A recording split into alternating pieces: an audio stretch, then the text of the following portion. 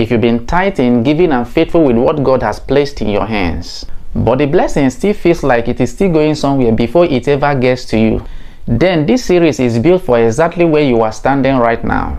This series is called The Financial Sin That Keeps God's Blessings from Reaching You, and it unravels one of the most misread chapters in all of prophetic scripture. A chapter the church has been quoting for generations now while skipping the most financially consequential verses in its entirety. This first part examines specifically why God's blessings is blocked before you even tithe, what financial behaviors God named, why He addressed them before anything else, and what that sequence means for you personally if you've been giving faithfully, and still wondering why the ceiling will not lift. So by the end of this video, you will know exactly what those behaviors are, where they sit in the scripture, and how to examine your own financial life against the standard God has set. Because some of the things He named in Malachi 3:5 is operating quietly inside Christian household right now, including among people who tithe every single month without fail. To understand what God did in Malachi chapter 3, you first need to understand the accusation that brought Him to speak in the first place. For about 450 BC, Israel has been back in the promised land for over a century. For most of them, the Babylonian exile was a generational memory, not a living experience. The temple has been rebuilt, the altar is functioning, the feasts are being observed, and the religious life has resumed all its familiar rhythms. But the people are financially miserable, not despite their religion, but alongside it. They were doing the work of devotion, showing up at the temple, keeping the requirements. But they were watching the wicked in the land prosper while they were struggling. And at some point, the frustration stopped being private and became a theology. It became a public conclusion about God Himself. Take a good look at Malachi chapter 2 verse 17, and it says, "You have wearied the Lord with your words." But you say, how have we wearied Him? By saying, everyone who does evil is good in the sight of the Lord, and He delights in them, or by asking, where is the God of justice? Now observe carefully, they were not asking, where is God, in a private crisis of faith. They were asking, where is the God of justice, in a tone of open accusation, before a community that agreed with them, so they had put God on trial. In this situation, they were the plaintiffs, and they had a case. Righteous people are suffering while the corrupt are flourishing. So it was a reasonable grievance, honestly and loudly presented. God's response was not a defense, it was not an explanation of His timing or reassurance of His love. Rather, it was a countercharge. He says in Malachi 3:1, "I am sending my messenger to prepare the way. And then the Lord you're seeking will come suddenly to His temple. The messenger of the covenant whom you desire will come." You want a God of justice? He answers, He is coming. But the moment He arrives, the charges in this courtroom will be re-examined, and the examination will not go in the direction they expected. In Malachi 3:2 He says, "Who can endure the day of His coming? Who can stand when He appears? For He is like a refiner's fire and like a fuller's soap." Let us get this. A refiner fire does not celebrate what it touches. It burns away everything that cannot survive the heat. Fuller's soap was the harshest cleaning agent in the ancient world. It was used to remove deep stubborn stains from fabrics that the gentler methods could not reach.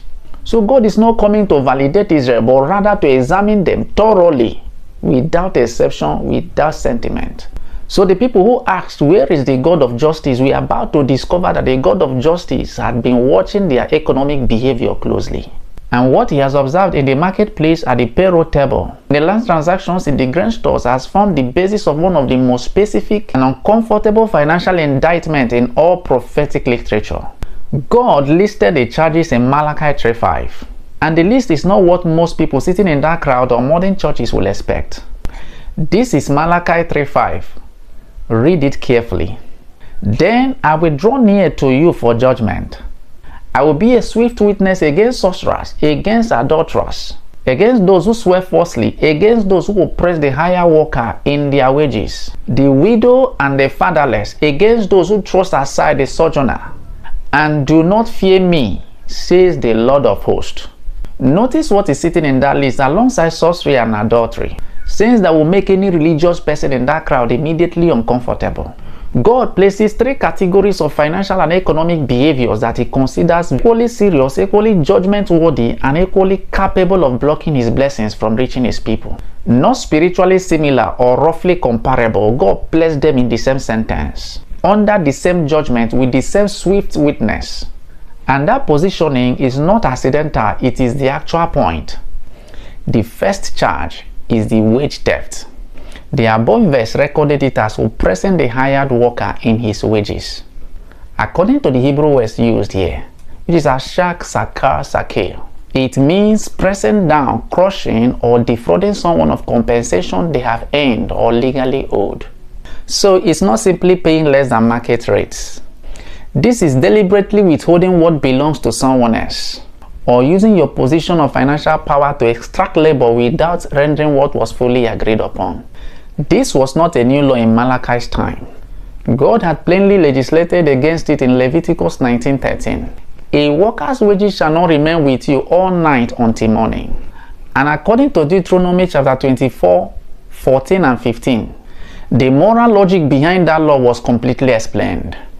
You shall pay him the same day before the sun sets, for he is poor, and count on it. God did not give a legal reason. It was humanitarian and deeply personal. A daily laborer in ancient Israel had no personal savings buffer, so his wages for that day were his family's food tonight. To withhold them was not a business inconvenience for the laborer. It was a decision made by someone with power to let a family go to bed hungry while holding their money in your hands. James 5:4 used the same language after about 5 centuries later in his letter, and the fact that he did tells you that the problem was not solved by Israel. It was a problem that followed God's people across centuries. Wages kept back by fraud and the cries of the workers reaching the ears of the Lord of hosts. God does not mishear those cries, and he does not deprioritize them. He places them at the level of offenses he will personally witness against, and he does so quickly. The second charge, exploiting the defenseless. The widow, the fatherless, the sojourner, that is the foreigner or the immigrant, who arrives with no tribal network, no legal advocates, no family system standing behind them to protect their economic interests. In ancient Israel, these three groups form what the scholars of the period identified as the legally and economically vulnerable class. People whose financial exposure was not circumstantial but structural. Widows had no male representative in a society where property law was built around patriarchal representation. Orphans had no one with legal standing to enforce their inheritance right. Foreigners had no civic identity to contest an unfair transaction or challenge an exploitative agreement. So what God found when he examined the community was that these people were being mostly taken advantage of. Their vulnerability was not being recognized as a responsibility that the stronger members of the community were called to bear. Rather, it was recognized as an opportunity that the financially positioned could exploit without consequences. You see, that language from Exodus 22 is among the most severe in the entire Torah. God does not use a language of gradual consequence or patient correction here. He says, if they cry to me, I will hear, and my wrath will burn. The exploitation of the financially defenseless is one of the categories of behavior that God will respond to with most personal and immediate intensity anywhere in Scripture. And Malachi is saying it was happening again inside the restored, temple-attending, and religiously active community of faith that was simultaneously asking God where his justice had gone. The behaviors God named in Malachi 3:5 were not seen inside ancient Israel's economy. They have modern equivalents that operate with the same structural logic, and they can exist inside a person's financial life even while that person is tithing faithfully and genuinely believing they are walking in full obedience. Wage theft in a modern context looks like underpaying domestic workers, cleaners, drivers, or casual laborers, because you know they will not challenge it and they need the work badly enough to accept whatever is offered. It looks like holding back payment from contractors, freelancers, or small service providers past the agreed terms, because your cash flow comfort is more important to you than their financial stability. It looks like structuring payment arrangements that serve you precisely, because the other party has no power to negotiate differently, and you know it. Exploiting the financially defenseless looks like pricing goods or services one way for people who have options, and a completely different way for people who do not. It looks like the silence of a person who watches someone vulnerable being taken advantage of financially and decide the situation is not their problem. So God told Israel in Malachi 3:5 that he would be a swift witness against these behaviors. The speed of God's response to economic injustice is itself a declaration of how he personally registers it. And the sequence of Malachi chapter 3 makes one thing permanently and unmistakably clear. God addressed the injustice in the marketplace before he addressed what was missing in the temple's treasury. The financial sins in verse 5 appear before the tithe conversation in verse 8. That ordering is not incidental nor an editorial accident.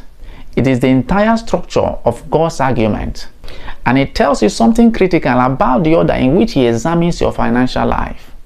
If the behaviors described in verse 5 are present, the conversation verse 8 is trying to have has not yet begun. So we have established what God examined before he ever raised the tithe. We have seen what he placed in the same moral and judicial category as adultery and sorcery. We have seen that the sequence in Malachi 3 reveals something that the church has consistently skipped past. That the injustice question comes before the giving questions. And that if the injustice is present, the giving conversation is not the primary one yet. But here is what this video has not touched. When God finally arrived at the tithe in Malachi 3:8, the most quoted, most preached, most familiar verse in this entire chapter, he says, "You have robbed me." And Israel responded with the question that every person who tithes faithfully will ask, "How have we robbed you?"